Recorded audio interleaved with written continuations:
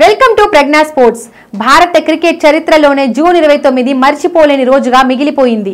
11 ఏళ్ల సుదీర్ఘ నిరీక్షణకు తెరదించుతూ రోహిత్ శర్మ సారథ్యంలోని టీమిండియా టీ20 ప్రపంచ కప్ 2024 టైటిల్ను సొంతం చేసుకుంది.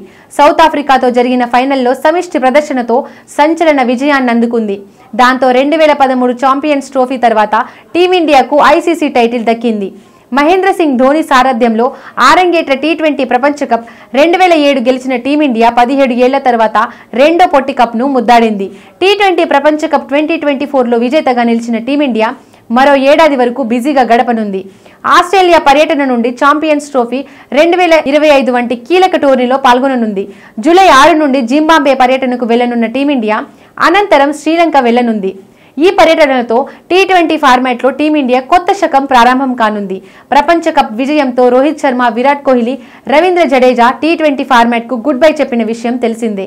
Team India head coach Rahul Dravid పదవీకాలం కూడా ఈ విజయంతోనే ముగియనుంది.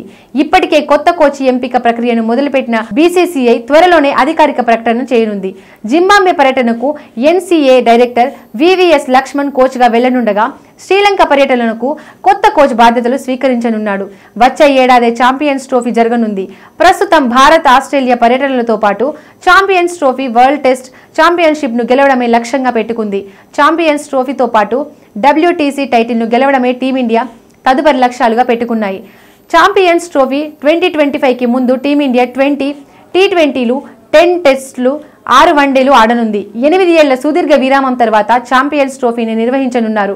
వన్డే ఫార్మాట్లోనే ఈ టోర్నీ జరిగే అవకాశం ఉంది. ఈ టోర్నీకి పాకిస్తాన్ ఆతిథ్యం ఇవ్వనుంది. పాకిస్తాన్, భారత్ వెళ్తుందా లేదా అనే దానిపై సందిగ్ధత నెలకొంది. Please subscribe Pragna Media. Please like, share, subscribe to Pragna Media. Pragna Media, please do like, share and subscribe. Please subscribe to Pragna Media. Please like, share and comment if you like the video. Pragna Media.